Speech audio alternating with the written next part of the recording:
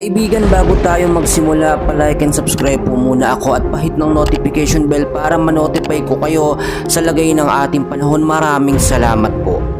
Kamusta mga kababayan? Magandang gabi po. Alamin po natin ang lagay ng ating panahon. Kung makikita po ninyo sa ating live radar, dito po sa may bandang silangan po ng Mindanao mga kaibigan, ay makikita natin etong dalawang weather system. Ang isa po dyan ay isang ganap na po na low pressure area at isang tropical depression. So ang tinasabi natin mga kaibigan, maliit pa naman yung chance as of now na ito'y pumasok sa loob ng Philippine Area of Responsibility, pero hindi po natin inaalis yung mga posibilidad within the next 24 to 48 hours magbago yung pagkilos yan. Pwedeng malusaw or pwedeng mas lumakas pa at pwedeng direktang pumasok sa loob ng Philippine Area of Responsibility natin. No? Ito yung sinasabi natin na bagyo na within the next 2 weeks. No? Yung 2 weeks po niyan pwedeng sa mga susunod po na araw mangyari at titignan natin kung ito nga ba'y banta na panibagong bagyo sa loob ng ating bansa. But as of now, walang bagyo sa loob ng Philippine Area of Responsibility.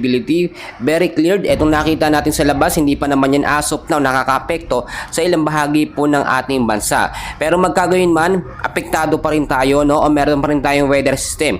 Ang ilang bahagi ng ating bansa, no? Especially po mga kaibigan, ang Mindanao ay apektado po ng ITCC or Intertropical Convergence Zone at ng easterlies or yung mainit na hangin na nanggagaling po sa karagatang Pasipiko. So narito po ang forecast weather condition natin ngayong hapon at gabi po ng Huwebes mga kaibigan.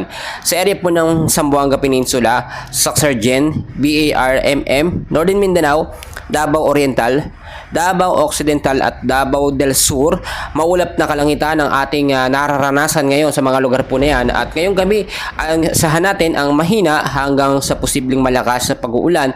Taglay po dahil po yan dito sa ITCC or Intertropical Convergence Zone.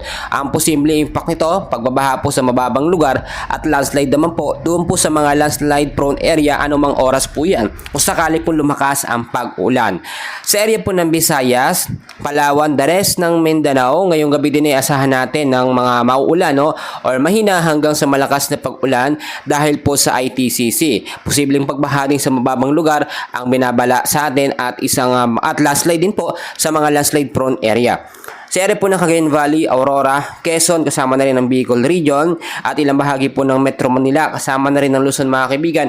Kasama na rin ang mga lugar na aking hindi nabanggit ay patuloy din po makakaranas ng maulap na kalangitan ngayong hapon at ngayong gabi naman asahan natin ang mga isolated rain showers and thunderstorm dahil po yan sa easterlies or yung mainit na hangin na nanggagaling sa karagatang Pasipiko.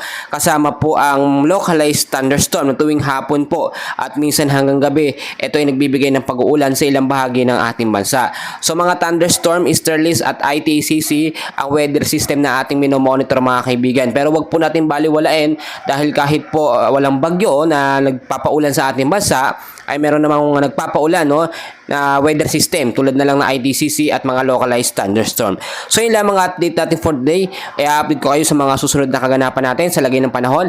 Lalong-lalo na po ang minomonitor natin dito sa may bandang silangan na dalawang sama ng panahon. Please huwag kalimutan i-like at subscribe ang ating channel for more weather updates. Maraming salamat po.